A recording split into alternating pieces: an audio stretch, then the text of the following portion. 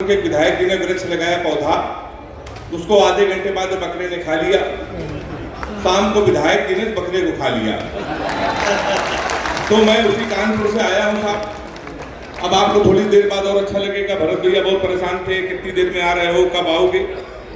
ये राजकुमार भरत जी सर उतनी ही चिंता कवियों की करते हैं जितना आजकल मोदी जी नीतीश कुमार की चिंता करते हैं। मोदी जी 3 बजे सुनील भैया अपने पीए को फोन करते हैं, कहते कंफर्म करो नीतीश जी सोए कि नहीं सोए। जब वो बता देता है नीतीश जी सो गए तो मोदी जी सोते हैं। किसी ने बता दिया है नीतीश जी को नींद में चलने की आदत है। अब मोदी जी को डर है नीतीश जी चलते चलते अगर कांग्रेस की तरफ चल दिए, ताली बजाने हाथ यही रहेगा हमारा। आप ठीक है। अब मुझे लग रहा है मुझे थोड़ी देर आप बर्दाश्त कर लोगे और बहुत अच्छा आप सुन रहे हैं। मैं तो सर कानपुर में रहता हूँ, एक स्कूल में पढ़ाता हूँ। हाथ से कभी अगर टीचर हो जाए तो बच्चे का भविष्य आप समझ सकते हैं। हमने अपने स्कूल के बच्चे से पूछा, हमने कहा बेटा ये बताओ 1 किलो रुई और 1 किलो लोहा दोनों में भारी क्या होगा। उसने कहा मास्टर साहब लोहा भारी होगा। मैंने कहा बेवकूफ, मैं जो तुमसे कह रहा हूँ कि 1 किलो रुई 1 किलो लोहा, जब दोनों 1 किलो है, रुई भी 1 किलो है, लोहा भी 1 किलो, तो लोहा कैसे भारी होगा। उसका जवाब सुनिएगा। उसने कहा मास्टर साहब आप हमको 1 किलो रुई फेंक के मारिए, हम आपको लोहा फेंक के मारते हैं। तालियां कमजोर हैं आपकी। हाँ आप ठीक है, लेकिन बोल लीजिए बहुत बड़े आप सुन रहे हैं। हमने सर दूसरा क्वेश्चन पूछा, हमने कहा हिंदुस्तान में सबसे तेज उड़ने वाले पंछी का क्या नाम है। उसने जवाब दिया हाथी। हमने खड़े हो जाओ तुम्हारे बाप क्या करते हैं। उसने कहा योगी जी के बुलडोजर चलाते हैं। हमने कहा बैठ जाओ, हाथी सही जवाब। तो मास्टर भी ऐसा बड़ा होशियार होता है। तो आप समझ गए मैं उसी कानपुर से आया हूँ। बहुत बढ़िया मैनेजमेंट किया है, आज बहुत बिजी चाहिए। 2 घंटे से मैंने इनको फोन लगाया, 2 घंटे लगातार इंगेज। भाभी जी का फोन आ गया, सामने भाभी जी बैठी, कहने लगी ये राजकुमार जी आपके बड़े भाई 1 घंटे से फोन बिजी जा रहा है, हमको शक है ये किसी महिला से बात करते हैं। आज भरत जी को हिंदी में समझा देना अगर बटोगे। एक बार हाथ उठा के ताली बजाओ तो कटो। बिल्कुल यही भैया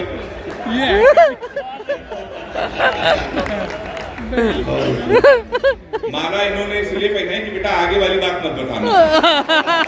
तो मैं उसको वापस ले रहा हूँ सर। तो मैं उसी कानपुर का आया हूँ साहब। आप पूरे देश में कहीं जाइए, आप कभी सर कानपुर आइएगा तो आपको लगेगा इतने विचित्र लोग केवल कानपुर में ही रहते हैं। कभी बनारस जाइए, रेलवे स्टेशन पर उतरिए तो वहां लिखा रहता है बनारस का पान आपका स्वागत करता है।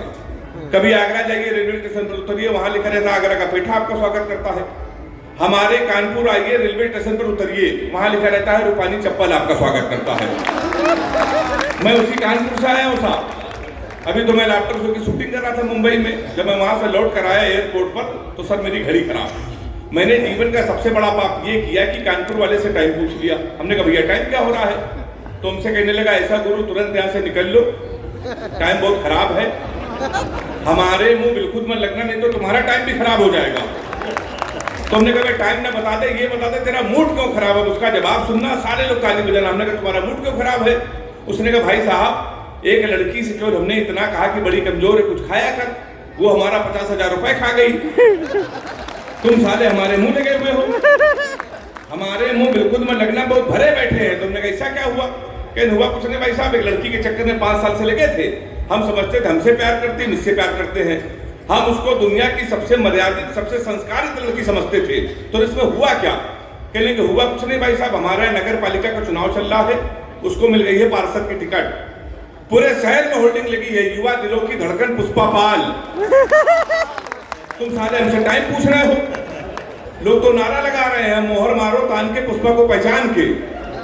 कल एक लड़का कान में नारा लगा रहा 10 बार, हाथ उठा के ताली बजाना, लैया बड़ी करारी है पुष्पा पाल हमारी है। तो भाई साहब हमारा उत्तर प्रदेश ऐसे है, देखिए विधायक जी भी ताली बजा रहे हैं, भाजपा के लोग सारे बैठे हुए हैं। हमारे सुनील भैया तो दिल्ली में रहते हैं, विनीत भैया हमारे राजस्थान में रहते हैं। आप कभी सर मुंबई जाइए, मुंबई के लोग अपने बच्चों को फिल्म स्टार बनाते हैं, करोड़ों खर्चा। दिल्ली के लोग अपने बच्चों को इंजीनियर बनाते हैं, डॉक्टर बनाते हैं, करोड़ों खर्चा। हमारा उत्तर प्रदेश एक ऐसा प्रदेश है जहां कैरियर बनाने में ज्यादा खर्चा नहीं है। आप 250 का कुर्ता लीजिए, 300 रुपए का सफेद पैजामा, 250 रुपए के सफेद जूते, 50 रुपए का काला चश्मा, 40 रुपए के गले में डालने वाला अंगूठा हमारे यहाँ तैयार हो जाता है युवा हृदय सम्राट। ये केवल हमारे उत्तर प्रदेश में ही सब संभव है। तो एक बार उत्तर प्रदेश के लिए जरा जोरदार तालियां इधर से भी आनी चाहिए। तो हमारा उत्तर प्रदेश वैसा ही है, बड़ा अद्भुत है। अभी जो स्वर्ण पदक जीता नीरज चोपड़ा ने भाला फेंक के, तो ये गौरव चौहान ने तो वीर रस के कभी कह लेके अगर यही भाला पाकिस्तान में फेंक दिया जाए, पाकिस्तान तो खत्म। हमने कहा इसमें हिंदुस्तान की बेइज्जती है, भाला इतना बड़ा, पाकिस्तान इतना बड़ा। 4 लाइनें मैंने उसको निपटा दिया है। अगर वो निपट गया हो तो एटा वालों हाथ उठा के मुझे तालियां बजा के मुझे बताना मैंने सही निपटाया। मैंने लिखा, कपड़े जिसपे टंगते हैं वो कीली फेंक के मारेंगे, कसी हुई ना मिल पाई तो ढीली फेंक के मारेंगे। जो भाला फेंका नीरज ने वो चीन की खातिर रखा है, पाकिस्तान तुमको तो हम तीली फेंक के मारेंगे। तो लोग ऐसा पाकिस्तान को ऐसे निपटा देते हैं। जरा सा देश साथ धमकी देता है, कहता हम कश्मीर ले लेंगे, कश्मीर ले लेंगे, कश्मीर ले लेंगे। हमने कहा बेवकूफ पाकिस्तान, सीमा हैदर तो हमसे ले नहीं पाया आज तक, तुम हमसे कश्मीर ले लोगे। 4 लाइनें मैंने उसको फिर निपटा दिया है। फिर निपट गया हो तो मुझे आशीर्वाद देना। मैंने लिखा, सीमा हैदर भारत आई हो तो पूरी जांच लेके जाओगी, अपने सर पे भारत माता की आंच लेके जाओगी। हमारे सचिन से मिली हो इतना तो तय है, 4 लेके आई थी, 5 लेके जाओगी। तो हम लोग वैसे निपटा देते हैं। सही बता रहा हूं मैं आपको। सब लोग बड़ी तुलना करते हैं। हमारे संतोषानंद जी आ गए हैं, अभी आके अपना स्थान ले लेंगे। तो मैं आपको बताऊं, लोग बड़ी तुलना करते हैं। लोग कहते हैं यार तुम्हारे उत्तर प्रदेश के लोग कितने आलसी हैं, कितने नकारा हैं। पंजाब के लोगों को देखो, हरियाणा के लोगों को देखो, वो लोग स्वर्ण पदक जीतते हैं। तुम्हारे उत्तर प्रदेश के लोग कितने आलसी। तो मुझे सर बड़ा खराब लगा। हमने कहा ऐसा नहीं है। हमारे उत्तर प्रदेश के बच्चों में हरियाणा के बच्चों में जमीन आसमान का अंतर है। हरियाणा का बच्चा सुबह 4 बजे जगता है ना, सबसे पहले जाता है जिम, 4-5 घंटे जिम करता है, मॉर्निंग वॉक करता है, हिंदुस्तान टाइम्स पढ़ता है, 5-6 किलो फल खाता है, वो सो जाता है। शाम को सर वो 5 बजे फिर उठता है, फिर वो जिम जाता है, 2-4 घंटे वॉक करके वो सो जाता है। हमारे उत्तर प्रदेश के लड़के इटावा, एटा, मैनपुरी, कानपुर 9:30 बजे सो के उठते हैं, सुबह 9:30 बजे। वो भी तब जब उनका बाप उनको लतियाता है। सबसे पहले वो जाता है घर के नजदीक पुलिस चौकी, दरोगा जी के साथ सेल्फी लेता है, फेसबुक पे पोस्ट करता है, नए चौकी इंचार्ज रामकिशोर कनौजिया भाई साहब का सानिध्य प्राप्त हुआ, होता है ना। फिर वो सो जाता है, 7 बजे सो के उठता है। उसी दरोगा को प्रेशर में लेने के लिए स्पीकर खोल के फोन करता है, दरोगा जी नमस्कार, पहचाना। अब दरोगा जी समझते गुरु, उस समय तो उसके मुंह न लगे, उस समय तो उसके लगी हुई है। दरोगा उसका फोन काट देता है। वही दरोगा 12 बजे मारते मारते थाने लेके आता, अपनी सेल्फी डालता है वो दरोगा। गुड्डू भैया 100 ग्राम चरस साथ धरे गए। फिर गुड्डू भैया की होती रात भर कुटाई। 3 दिन बाद लोकल विधायक उसकी पैरवी करता है, वो छूट के आता है। शहर का सबसे बड़ा भंडारा करवाता है, भंडारे में गर्म पूरी न मिली तो गोली चलवाता है। उसके बाद वो सबसे बड़ा नेता बनता है। उसके बाद हम कवियों को बुलाकर सुनता है। ताली बजा सकते हैं आप लोग। उत्तर प्रदेश के लोगों के लिए, यहाँ के लोगों के लिए सब बिल्कुल नहीं है। लपेटे में मैं जरूर आता हूँ, पर भाजपा नेताओं को बिल्कुल मैं नहीं लपेटता हूँ। उसके 2 कारण है। पहला कारण है मैं कानपुर का हूँ, दूसरा कारण मैं कार से चलता हूँ। कानपुर वाले की कार जिस दिन पलटी थी, हमने कसम खा ली इनको हम कभी नहीं लपेटेंगे, नहीं हम कब पलटा लिए जाएं। तो मैं तो सब बहुत दूर रहता हूँ सब चीजों से, तो बड़ा अंतर लोग करते हैं। मैं तो देखिए 10-5 मिनट आपके बीच में रहूंगा। रुचि जी आई थी, उसके बाद अभी अनु सपन जी हैं, श्रृंगार की सबसे बड़ी कवित्री हैं। मुझसे बिल्कुल भी आशा मत रखिए, मैं प्यार मोहब्बत की कोई बात नहीं करूंगा। एटा वालों को भटकाने की बिल्कुल कोशिश नहीं करूंगा। एक भी प्रेमिका इस समय मेरे नहीं है, पर 15 प्रेमिकाएं विधायक दी थी जब योगी जी की सरकार उत्तर प्रदेश में नहीं थी। तब जिस दिन योगी जी मुख्यमंत्री बने, इन्होंने सबसे राखी बंधवा लिया। क्योंकि उत्तर प्रदेश में सर्वाधिक अगर कुटाई किसी की हुई तो हम प्यार करने वालों की हुई। तो मैं प्यार मोहब्बत से बहुत दूर रहता हूँ। हमारे सुनील दादा है, कहते दूर क्यों रहते हो? तो मैंने इनको बताया लड़कियों की एक बीमारी है, किसी लड़की को गौर से देख लो तो कहेंगी देखो कैसे कुत्ते की तरह देख रहा है, ना देखो तो कहेंगी कुत्ता देख भी नहीं रहा है। ताली वही लोग बजा रहे जिनकी भावनाएं हमसे मिलती हैं। तो मैं वैसा बहुत दूर रहता हूं।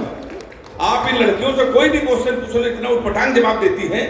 हमने एक लड़की से पूछा, हमने कहा तुम्हारा फेवरेट कलर क्या है? हमसे कहने लगी स्टूपिड कहेंगे, कोई मैच्योर क्वेश्चन नहीं पूछ सकते। तो हमने पूछा, हमने कहा 0.8 मिलीलीटर सल्फ्यूरिक एसिड को न्यूट्राइज करने के लिए कितने मोल बाइकार्बोनेट की जरूरत पड़ेगी। तब उसने बता रहा हमारा फेवरेट कलर पिंक है। तो मैं वैसे बहुत दूर रहता हूँ। मैं तो अभी गौरव सामान के बगल में बैठा था, हमसे कह रहे हेमंत भाई नाम में कुछ नहीं रखा, नाम में कुछ नहीं रखा। सर ये बिल्कुल सही कह रहे, नाम में कुछ नहीं रखा है। मुस्कान नाम था उसका, हमारा नुकसान करके चली गई। मुस्कान फिर हम रोशनी नाम की लड़की में शिफ्ट हुए। 2.5 साल उसने भी हमको अंधेरे में रखा। लोग से कहते नाम में कुछ नहीं रखा। इन लड़कियों को देखिए, ये अपने बॉयफ्रेंड का नाम मोबाइल में सेव करती है, my honey baby, my sweetheart, my जानू, माई डार्लिंग। इन बेचारे लड़कों को देखिए जो उछल के ताली बजा रहे। ये लड़कियों का नाम मोबाइल में सेव करते हैं पप्पू हलवाई, राशिद प्लम्बर, मुन्ना हवलदार। ताली बजाइए हाथ उठा के जोरदार। हमारे साथ अच्छा नहीं होता, सबसे बता रहा हूं मैं आपको। और हमारी हालत तो ये हो गई है कि एक एक प्रेमिका को बांट कर ले गए। चौथी पंक्तियों में तालियों का महोत्सव होना चाहिए। एक एक प्रेमिका को बांट कर ले गए, जो नहीं माना उसे डांट कर ले गए। इस पेड़ पे बांधा था मोहब्बत का धागा, नगर निगम वाले उसे भी काट कर ले गए। अभी मैं इन बड़े कवियों के आशीर्वाद से दुबई गया। दुबई में एक बड़ा कवि सम्मेलन होता है अंदाजे बयां।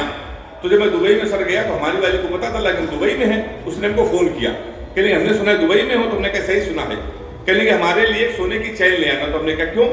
कह लेंगे एक तो दुबई में सोना सस्ता है, जीवन भर में तुमको याद करती रहूंगी। तो हमने कहा पगली हम चैन नहीं लाएंगे फिर भी याद करती रहोगी। उसने पूछा कैसे? हमने कहा जीवन भर सोचोगी। हरामखोर से पहली बार कुछ लाने को कहा था कि वहां से भी खाली हाथ चला आया है।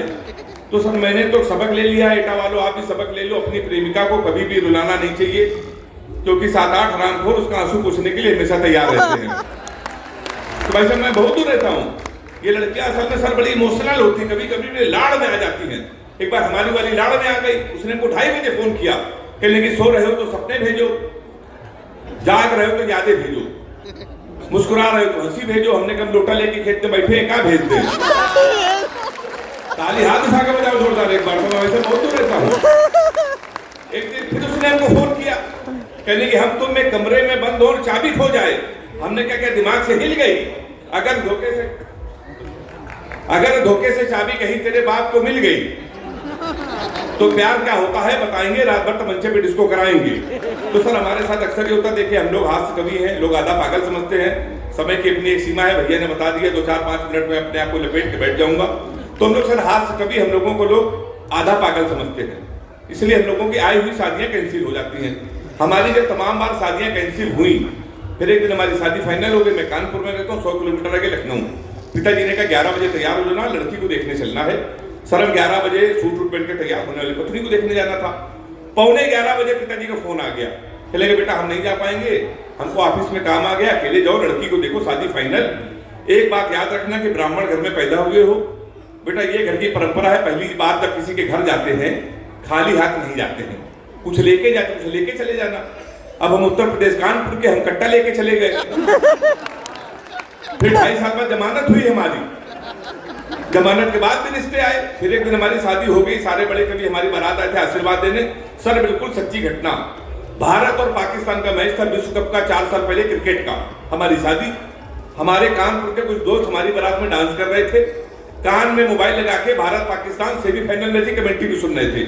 दोनों काम एक साथ करे, बारात में डांस कर रहे, कान में मोबाइल लगा कमेंट्री सुन रहे। हम दूल्हे के पेड़ में सजे थे, घोड़ी के ऊपर बैठे थे। जैसे बारात तक पहुंचने वाले थे, एक लड़का घूम कर हमारी तरफ चिल्लाया, बोला छक्का।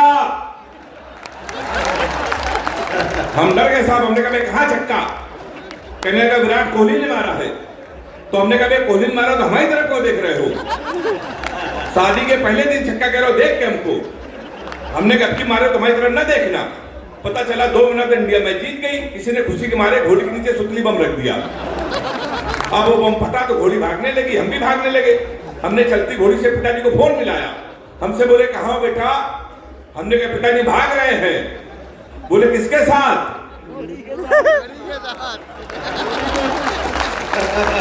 ताली तो आप लोग ऐसे बजा रहे थे, बारात आए थे। हमने कहा घोड़ी के साथ। बोले बस शर्म नहीं आती, भागना तो किसी लड़की के साथ भाग जाते। हमने कहा पिताजी बहक गई थी। कहने लगे आज घोड़ी बहकी है, कल को गधी बह गई तो उसके साथ भाग जाओगे।